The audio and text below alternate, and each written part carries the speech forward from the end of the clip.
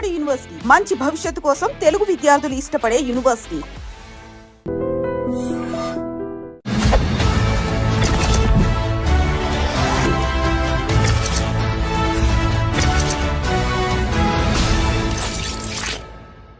అందరికీ నమస్కారం. నేను Swaroopa Potlapalli. Welcome to I dream.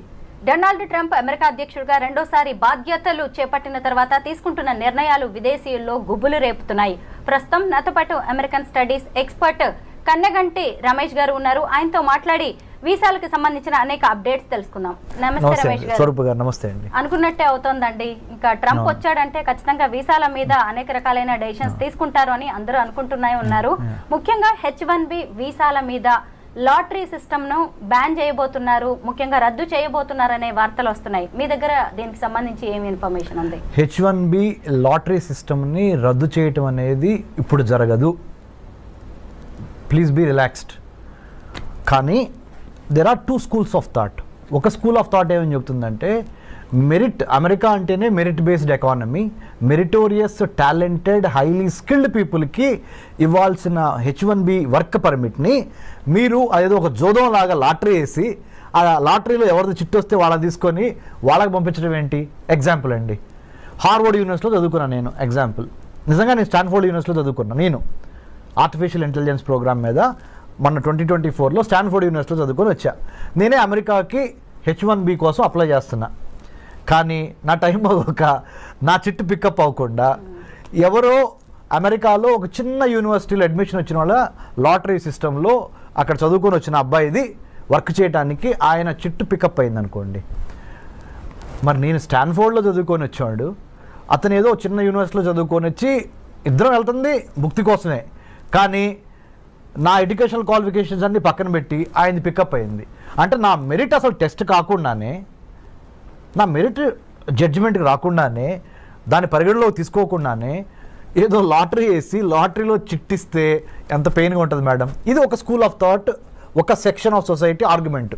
It should be on merit basis, not on the lottery chit pickup basis. Second rung of people ఏం చెబుతున్నారంటే, వర్ణాలు, వర్గాలు, తరతమ భేదాలు, ఉన్నోళ్ళు లేనోళ్ళు, ఇవన్నీ మాకు సంబంధం లేదు. చిట్ ఎవరికి వస్తే వాళ్ళకి కూడా వదిలిపోయాయి. ఈజీ అవుద్ది. మేము అప్పుడు ఫెయిర్గా ఉన్నట్టు ఉంటుంది, జడ్జిమెంట్గా ఉన్నట్టు ఉంటుంది. అంటే we are not being judgemental, we are very fair and transparent. Whoever chit gets picked up or lottery gets picked up, he or she will get the H1B permit. So ఇదే ఫెయిర్ మోడల్ అని కొంతమంది. So ఇటువేమో merit అని, ఇటువైపు ఏమో lottery based అని. చివరికి ఇప్పుడు 2025 హైదరాబాద్లో ఐ డ్రీమ్ స్టూడియోలో స్వరూప పొట్లపల్లి గారితో నేను కూర్చొని రమేష్ కన్నెగంటి మాట్లాడుతున్న ఈ తరుణంలో ఇప్పుడున్న రూల్ ఏంటి అంటే, చిట్టు ద్వారానే, లాటరీ ద్వారానే పికప్ అయ్యేదే H1Bకి వెళ్తుంది. కానీ ఇంకా అది రద్దు కాలేదు ఆ system. This is the fact. కానీ మనలాంటి వాళ్ళం మాట్లాడుకున్నప్పుడు ఖచ్చితంగా ఒక టాలెంట్ అనేది లక్ డిసైడ్ చేయకూడదు. అవును కదా. మరి ఇప్పుడు ఈ లాటరీ సిస్టమ్ తీసేస్తే మంచిదంటారా, తీయకపోతే మంచిదంటారా? ప్లస్లు ఏంటి, మైనస్లు ఏంటి? చాలా మంచి ప్రశ్న, చాలా తెలివైన ప్రశ్న అడిగారు మీరు. అంటే పబ్లిక్ పల్స్ కూడా ఇలాంటి ప్రశ్న కోసం ఎదురు చూస్తూ ఉండుంటుంది. ఒక మెరిటోరియస్ స్టూడెంట్గా కింద నుంచి చదువుకొని, అంటే స్కాలర్షిప్స్ మీద, మెరిట్ మీద చదువుకొని పైకి వచ్చిన వాడిగా, ఆబ్వియస్లీ నా personal opinion, I will vote for the merit based system. కానీ life is not fair. Life is not bed of roses. Life cannot be in black and white. There are areas of grey, right? There are colours of grey. కాబట్టి ప్రస్తుతానికి ఒక కొత్త model evolve అయ్యే వరకు we have to follow this model only. This model indicates lottery system of H1B, so that I'm not being partial, I'm not being judgmental, I'm not being selective, I'm not being biased అనేది crystal క్లియర్గా ఉంది. కానీ this is not fair. ఎందుకు? మీరు అన్నట్టుగా talent ఒకటి, luck ఒకటి. నా లక్ బాగుండి నాకు వచ్చింది, నా టాలెంటెడ్ రాలా. మరి రేపు నన్ను తీసుకునే ఎంప్లాయర్ ఉన్నాడు అనుకోండి, అక్కడ అమెరికాలో పెద్ద కంపెనీ ఇన్ఫోసిసే ఉందనుకోండి మేడం, లేకపోతే బిల్ గేట్స్ మన మైక్రోసాఫ్టే ఉందనుకోండి మేడం. నేను లాటరీ ద్వారా పికప్ అయ్యి వచ్చాను. నేను మెరిట్ బేస్డ్ మీద రాలా. అంటే నేను చదువుకుంది స్టాన్ఫోర్డ్ యూనివర్సిటీ, లెక్క ప్రకారం నాకు రావాలి, కానీ నాకు రాలేదు. కానీ ఎవరో ఒక చిన్న యూనివర్సిటీలో చదువుకో అంటే ఇక్కడ మీరు ఇంకొకటి ఆర్గ్యూ చేయొచ్చు వేరే వాళ్ళు ఏమని, అంటే పెద్ద పెద్ద బ్రాండెడ్ యూనివర్సిటీలు చదువుకున్న వాళ్ళకి మాత్రమే తెలివితేటలు ఉంటాయా? చిన్న చిన్న పల్లెటూరు నుంచి లేకపోతే సెకండ్ రంగ్ కాలేజెస్ యూనివర్సిటీస్ నుంచి వచ్చిన వాళ్ళకి తెలివితేటలు ఉండవా అనే ప్రశ్న గ్యారంటీగా లేవనెత్తారు. So nothing is perfect. Every set of judgemental or measuremental basis has its own little bit of fallacies and mistakes, little bit of weaknesses, little bit of shortcomings. ఓవరాల్గా బై అండ్ లార్జ్ ఎవరికి ఎక్కువ న్యాయం జరిగిద్దో ఆ సిస్టమ్ని మనము adapt చేసుకోవాలి. It will take little more time to come to that మెరిట్కి లక్కి ఆర్ మెరిట్కి లేదా వర్గ భేదాలకి అతీతంగా వచ్చే విధంగా ఒక న్యూ H1B సెలక్షన్ ప్రాసెస్ని డిఫైన్ చేసి డిజైన్ చేసి డెలివర్ చేసే డెలివర్ చేసే ఆ 3D రావాల్సిన అవసరం ఉంది. దాంట్లో భాగంగా మేధావులంతా కూర్చొని పాలసీ మేకర్సు, ఎడ్యుకేషనిస్టులు, ఇండస్ట్రియలిస్టులు అందరూ కూర్చొని ఒక న్యూ సిస్టమ్ని బయటికి తీసుకురావాల్సిన అవసరం ఉంది. How do you accommodate A competent, A transparent, A meritorious, A talented guy or girl to work in the United States of America based on the merit base, not on the luck base. ఆ సిస్టానికి రావడానికి we are evolving. ఎందుకంటే Rome is not built over night కదా. తప్పులు జరుగుతూ ఉంటాయి, నేర్చుకుంటూ ఉంటాం, వాటిల్లో నుంచి ఇవాల్వ్ అయి వస్తూ ఉంటాం. ఐఎమ్ షూర్ స్వరూప గారు in the days to come in very near future I think United states customs and immigration agency will go in to that direction under the department of homeland security. H1B వీసాలో కొత్తగా ఏమైనా మార్పులు తీసుకొచ్చే chances ఉన్నాయంటారా? I think that's a smart question again. You know why? Given the Immigration and Customs Enforcement Agency, given the United States Customs and Immigration Office, given the new geopolitical geostrategic realities of Russia Ukraine on the one hand, Israel Palestine on the other hand, North Korea South Korea, China Taiwan, ఇవన్నీ global flash points, గొడవలు జరుగుతున్నాయి, యుద్ధాలు జరుగుతున్నాయి. వీటన్నిటికీ తోడుగా post COVID-19 world ఆర్డర్లో Covid తర్వాత వచ్చిన ప్రపంచంలో రాజకీయ, ఆర్థిక, సామాజిక, సాంఘిక పరమైన మార్పులు ప్రస్ఫుటంగా కనపడుతున్నాయి. ఆర్థికంగా అమెరికా కుదేలవుతున్న దశ ఇది. For your kind information, America ఆర్థిక బలాలన్నీ వీగిపోతున్నాయి. The economic tremors, the political tremors, the technological tremors are really shifting the pendulum in the other direction. Asia ప్రాంతంలో ఉన్న చైనా వైపుకి ప్రపంచ ఆర్థిక, రాజకీయ, వర్తక, వాణిజ్య, వ్యాపార సంబంధాలు చైనా వైపుకి ఇన్ ఫేవర్గా పవనాలు ఇటు మూవ్ అవుతున్నాయి. మంచికో చెడుకో we have to wait and see. But having known this fact, United States of America has got a wake up call. అందుకని మన ట్రంప్ గారు కూడా అన్నారు, hey it's a wake up call from China, People's Republic of China. You know what is it? DeepSeek R1 అనే ఒక కొత్త AI మోడల్ని, chat bot ఇప్పుడు ఏదైతే ఉందో చాట్ GPT లాంటి ఒక మోడల్, కొన్ని $1 బిలియన్ ఖర్చు పెట్టి చాట్ GPTని మనం తయారు చేస్తే, అలాంటి దాన్ని DeepSeek R1 అనే ఒక మోడల్ని చైనా వాడు $5.5 మిలియన్ తయారు చేశాడు. మనమేమో దాని మీద 100 కోట్లు 1000 కోట్లు ఖర్చు పెడుతున్నాం. మనకేమన్నా పిచ్చి పట్టిందా, లేకపోతే మనకేమన్నా తెలివితేటలు లేవా అని మనల్ని మనం ప్రశ్నించుకోవాల్సిన అవసరము, అఘాయిత్యము, సందర్భము ఏర్పడినవి అని సాక్షాత్తు 47th president of the United States of America Donald Trump has given a public statement. అంటే చైనా మ్యానుఫ్యాక్చరింగ్ స్పేస్ని, సైబర్ స్పేస్ని, మ్యారిటైమ్ స్పేస్ని, పొలిటికల్ స్పేస్ని, సర్వీస్ సెక్టర్ స్పేస్ని ఆక్యుపై చేస్తుంది. ఎన్లార్జ్మెంట్, ఎంట్రాప్మెంట్, ఎన్సర్కిల్మెంట్ అనే 3 విధానాల ద్వారా ప్రపంచంలో ఉన్న వర్తక, వాణిజ్య, వ్యాపార, సాహిత్య, రాజకీయ రంగాల్లో, ఆర్థిక రంగాల్లో తనదైన ముద్ర వేసుకోవటానికి చైనా నడుం బిగించి ఎన్లార్జ్మెంట్, ఎంట్రాప్మెంట్, ఎన్సర్కిల్మెంట్ అనే 3 స్ట్రాటజీల ద్వారా చాప కింద నీరులాగా ప్రవహిస్తున్న తీరుని అమెరికా గ్రహించింది. అమెరికాతో పాటు ఇండియా గ్రహించింది. ఇండియాతో పాటు ఆస్ట్రేలియా, జపాన్, మిగతా దేశాలు కూడా గమనించినాయి. ఈ 4 దేశాల పేర్లు ఎందుకు ప్రస్ఫుటంగా ప్రస్తావించానంటే మేడం గారు, స్వరూప గారు, India, Australia, Japan, United states ఈ 4 కలిపి ఈ చైనాని ఎదుర్కోవటానికి క్వాడ్గా ఏర్పడింది. QUAD అంటే 4 చతురస్రాకారంలో ఈ 4 దేశాలు ఈ చైనా ఎదుర్కోవటం కోసం, ఇందాక మీకు చెప్పాను spaces, manufacturing space, cyber space, maritime space, service sector space and political space, వీటిని కాపాడుకోవాలి దీని నుంచి, చైనా నుంచి అని ఈ 4 దేశాలు జతగట్టినాయి. వీటితో పాటుగా భారత్ అంటే వీటిలో ఒకటైన భారత్ ఇటు బ్రిక్స్ని మేనేజ్ చేయాలి. Brazil, Russia, India, China, South ఆఫ్రికాలోనూ భారత్ ఉంది. ఇటు క్వాడ్ అంటే Australia, Japan, India, United States, ఇక్కడ కూడా ఇండియా ఉంది, ఇక్కడ కూడా ఇండియా ఉంది. మరి వీళ్ళతోనూ వెళ్ళాలి, వీళ్ళతోనూ వెళ్ళాలి.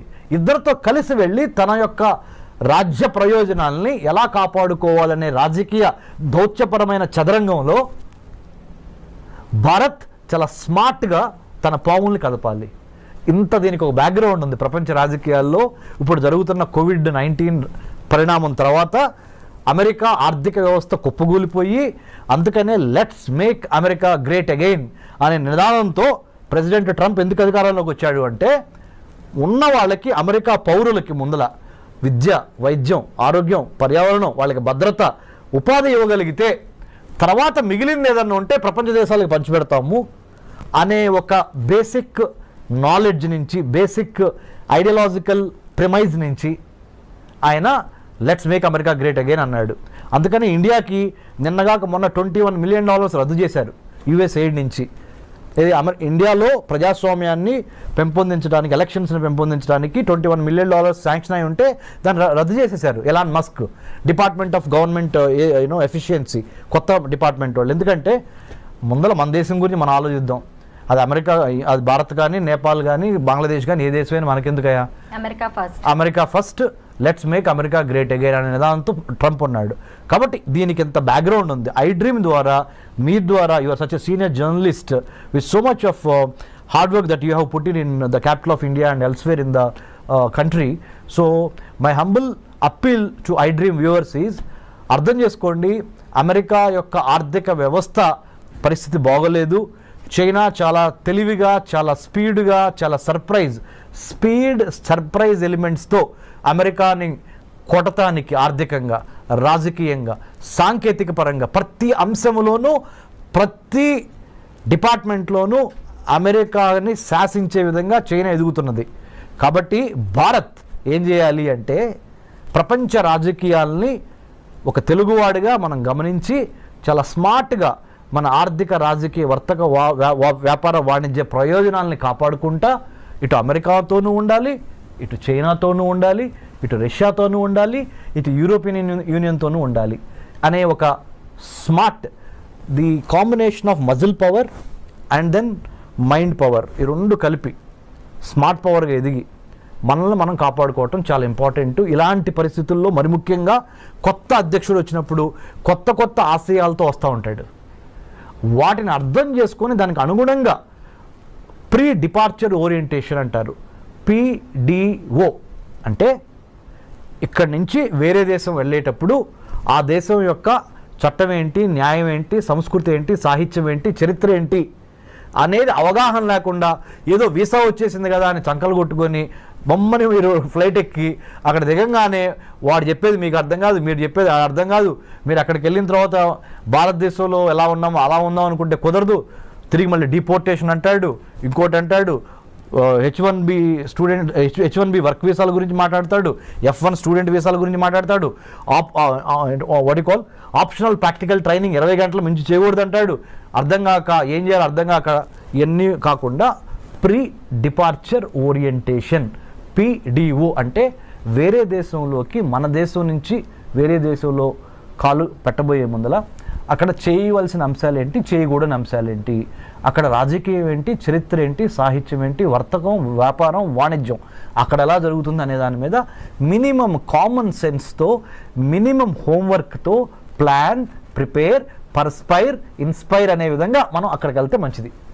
2025లో H1B వీసా రెన్యువల్ ప్రాసెస్ ఎలా ఉండబోతోంది?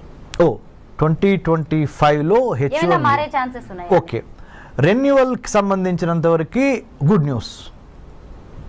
మంచి ప్రశ్న అగైన్. ఎందుకు చెప్పనా, ఇప్పుడు వరకు 2024 మ్యాక్సిమం 2024, 2023, 2024 ప్రథమాంకం వరకు ద ఫస్ట్ పార్ట్ ఆఫ్ 2024 వరకు ఏంటి, H1B వీసా రెన్యువల్ కావాలంటే మీరు ఉదాహరణ, నా పేరు డాక్టర్ రమేష్ కన్నిగంటి, నేనేమనుకోండి, నేను అమెరికాలో సిలికాన్ వ్యాలీలో సియాటల్, శాన్ ఫ్రాన్సిస్కో, బే ఏరియాలో నేను లెట్సే మైక్రోసాఫ్ట్లో పనిచేస్తున్నా. H1B మీద నేను అమెరికా వెళ్ళి ఒక 3 ఏళ్ళు జాబ్ చేశా. మళ్ళీ నేను రెన్యువల్ చేయించుకోవాలి. అక్కడి నుంచి ఇండియా వచ్చి ఇండియాలో కొన్నాళ్ళు గడిపి మళ్ళీ I have to renew my H1B. దానికి సొంత దేశానికి తిరిగి రావాల్సి వచ్చేది. అప్పుడు నేను అక్కడ ఆ ఎంప్లాయర్కి నేను ఎంప్లాయీ, ఆయన ఎంప్లాయర్, నాకు ఉద్యోగం ఇచ్చిన ఆయన, నేను ఉద్యోగం చేస్తున్నా ఆయన్ని. మా ఇద్దరికి మధ్య కొంత కమ్యూనికేషన్ కావాలి, మళ్ళీ మీ ఇద్దరు అడ్జస్ట్ అవ్వాలి. నిన్నటి వరకు అక్కడ జాబ్ చేస్తా, ఒకేసారి మళ్ళీ ఇండియా వచ్చి ఇండియాలో మళ్ళీ ఫుడ్, క్లైమేట్ ఇవన్నీ అడ్జస్ట్ అయ్యి మళ్ళీ ఇక్కడి నుంచి మళ్ళీ అదే జాబ్కి వెళ్ళేటప్పటికి కొంత టైం పట్టేది. సో ఇదంతా ఎందుకు టైం వేస్ట్ బ్యాచ్ అని ప్రధానమంత్రి మోడీ గారు ఎప్పటి నుంచో అమెరికన్ ప్రెసిడెంట్ బైడెన్ని అడిగారు, ఇప్పుడు ట్రంప్ గారిని మొన్న కూడా అడిగారు, మీరు H1B రెన్యువల్ అమెరికాలోనే ఉండి మా భారతీయులకి రెన్యూ చేసుకునే అవకాశం ఇవ్వండి అనగానే వాళ్ళు ఒప్పుకున్నారు. ఇప్పుడు now they are going to give us the chance to renew our H1B by being in the United States of America. You don't need to come back to India. H1B visa మీద ఉన్న వారికి జన్మతః వచ్చే ఈ పౌరసత్వ రద్దు అనేది కూడా వాళ్ళ మీద ఎలాంటి ప్రభావం చూపించే అవకాశం ఉంది? అంటే H1Bని ఒక్క నిమిషం పక్కన పెడితే స్వరూప గారు, మొన్నటి వరకు 1789 జార్జ్ వాషింగ్టన్ ప్రథమ American president, 47th president of the United States of America Donald Trump ప్రమాణ స్వీకారం ముందల వరకు, అంటే జనవరి 2025 జనవరి 20 వరకు ఏంటంటే, ఆ దేశంలో కనుక ఒక ప్రెగ్నెంట్ లేడీ జన్మనిస్తే ఆటోమేటిక్గా అబ్బాయికి కానీ అమ్మాయికి కానీ ఆ అమెరికన్ పౌరసత్వం వచ్చేసేది. కానీ ట్రంప్ ఏం చేశాడు, అమెరికన్ పౌరసత్వం ఇవ్వటం ఈజీ, కానీ పౌరసత్వం ఇచ్చిన తర్వాత బెనిఫిట్స్ కూడా ఇవ్వాల్సి వస్తున్నాయి. ఆ బెనిఫిట్స్కి అయ్యే డబ్బులు ఖర్చు ఎంత అవుద్ది అంటే, when you are pregnant, you are coming and delivering a baby in my country, that is United States of America, the moment your baby is born on this land, he or she becomes a American citizen కదా. మరి American సిటిజన్ని మళ్ళీ protect చేసుకోవాల్సిన బాధ్యత ఎవరిది? నాదే కదా, అంటే being the American president. So దానికి అయ్యే ఖర్చు ఎంత, దానికి అయ్యే నా బరువు ఎంత, బాధ్యత ఎంత అని వాళ్ళు బేరీజ్ చేసుకొని, ఎందుకంటే ఆయన బిజినెస్ మ్యాన్ కదా, బేరీజ్ వేసుకొని నా వల్ల కాదు బాబు, ఇక నుంచి ఏం చేద్దామంటే అమెరికాలో వచ్చి అమెరికన్లో డెలివరీ అయిన ఏ బేబీకైనా 2-3 కండిషన్స్ పెడుతున్నా. తండ్రి కానీ తల్లి కానీ పౌరసత్వం అయినా అయి ఉండాలి, లేదా గ్రీన్ కార్డ్ అయినా అయి ఉండాలి, లేకపోతే మీకు మీ అబ్బాయికి కానీ అమ్మాయికి కానీ నేను ఇక్కడ పౌరసత్వం ఇవ్వలేను. మీరు ఏదో విజిటర్ వీసా మీద వచ్చి, స్టూడెంట్ వీసా మీద వచ్చి, J1 వీసా మీద వచ్చి, L1 మీద వచ్చి, M1 వీసా మీద వచ్చి ఇక్కడ మీరు మీ అబ్బాయి అమ్మాయి ఇక్కడ పుడితే మొన్నటి వరకు అయితే చెల్లింది పౌరసత్వం వచ్చేది, ఇప్పుడు నా వల్ల కాదు. Because America doesn't have that kind of money or that kind of wherewithal to protect your child, because I have to give you all the American సిటిజన్షిప్కి ఉన్న బెనిఫిట్స్ అన్నీ ఇవ్వాల్సి వస్తుంది. I'm not in a position for the time being. రేపొద్దున వేరే president వచ్చిన తర్వాత, president ట్రంప్కి ఇది సెకండ్ టర్మ్, ఫైనల్ టర్మ్, రేపొద్దున వేరే ప్రెసిడెంట్ వచ్చిన తర్వాత ఆయన మారిస్తే నాకు సంబంధం లేదు. నేను దిగిపోయే వరకు, అంటే 2025 నుంచి అనదర్ 4 years 2029 వరకు నేను మట్టికి మీకు అమెరికా పౌరసత్వం ఇవ్వలేను. బర్త్ రైట్ సిటిజన్షిప్ అనేది మీ బర్త్ రైట్ అని మొన్నటి వరకు అన్నారు కదా, అది ఇప్పుడు కాదు. మీకు బర్త్ రైట్ కావాలి, సిటిజన్షిప్ కావాలి అంటే అమెరికాలో కొన్ని కండిషన్స్ ఉన్నాయి. కండిషన్ నెంబర్ 1, భార్యాభర్తల్లో ఒకళ్ళకి పౌరులై ఉండాలి, అమెరికా పౌరులు. రెండో కండిషన్, కనీసం గ్రీన్ కార్డ్ అయి ఉండాలి. ఈ 2 కండిషన్స్ పెట్టారండి. Thank you so much Ramesh garu. Thank you స్వరూప గారు, థ్యాంక్ యూ వెరీ మచ్.